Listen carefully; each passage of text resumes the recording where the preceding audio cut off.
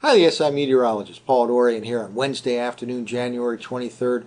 Bitter cold conditions continue here in the Mid-Atlantic region at this hour with most areas under 20 degrees. A couple different low pressure areas will affect the Mid-Atlantic region between this afternoon and late Friday night, and we'll talk about those over the next few minutes. The first system will produce some snow shower activity in the Mid-Atlantic region anytime from this afternoon through tonight into the early part of tomorrow morning.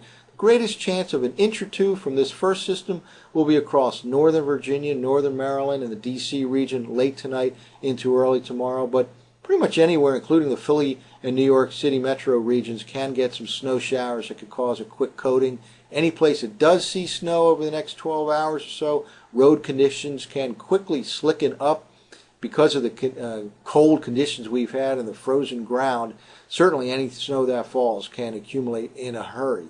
Meanwhile, there's a second system we'll have to focus in on over the next couple of days that will affect the Mid-Atlantic region Friday afternoon and evening. Right now, it looks like a light to moderate snowfall event. Looks like snow pretty much everywhere in the Mid-Atlantic region. And the computer models have been having some difficulty. The main energy associated with the development of that storm is still out over the Pacific Ocean, and it's just now moving onshore, so the computer forecast model should get a little better handle of things over the next 6 to 12 hours or so.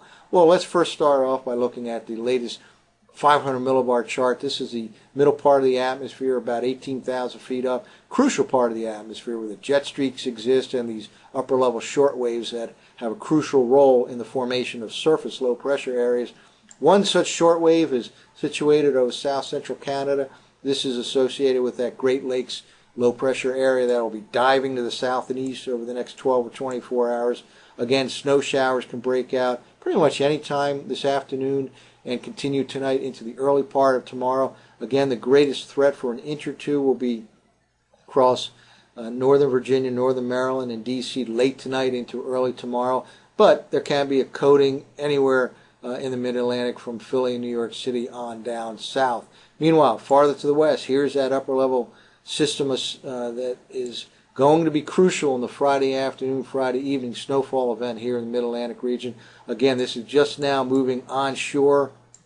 Once onshore, the computer forecast models have a better handle on things simply because we have better data coverage here over the western U.S. than we do over the Pacific Ocean. Well, another way to look at these important upper level features is with the very latest GOES composite water vapor imagery loop.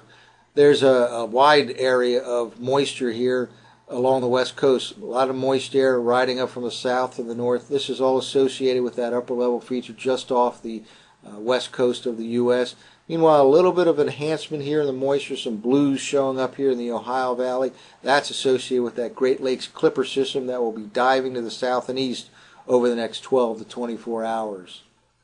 Well, here's the very latest GOES visible satellite loop from the Penn State eWall site. A couple things to notice. First of all, it's kind of a development here. You can see some scalloping in the clouds. What we're seeing is cumulus clouds developing over the last few hours, moving along in the flow of air from the northwest to the southeast.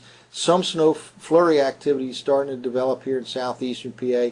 Upstream, just to the south and east of the Great Lakes, some snow shower activity starting to form.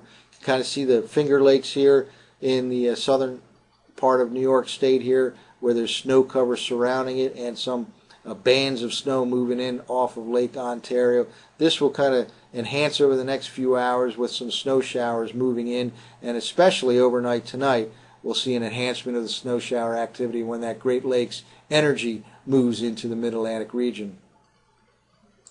Well, let's now talk about the potential for Friday afternoon and evening, and I mentioned that the main energy that will help to form this Friday afternoon and evening low pressure area is just now moving onshore, and the computer forecast models have been kind of going back and forth with the precipitation amounts for this upcoming event, and quite an interesting difference between the very latest GFS model run from 12Z this morning to last night's 0Z model run. This is the very latest, and take a look at this is the precipitation field for late Friday, and notice these darker greens right here, right throughout the Mid-Atlantic region, pretty much all in the form of snow in the D.C. to Philadelphia to New York City corridor, everywhere north of this blue line right here in the form of snow. But just notice the dark splotch here of enhanced precipitation from the very latest GFS model run. Now that compares to last night's run that looked like this.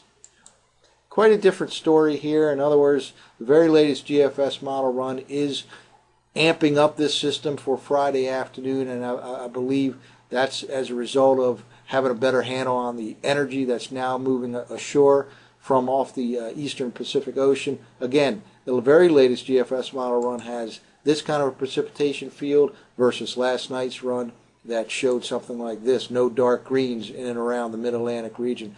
We'll, of course, continue to see if that trend continues.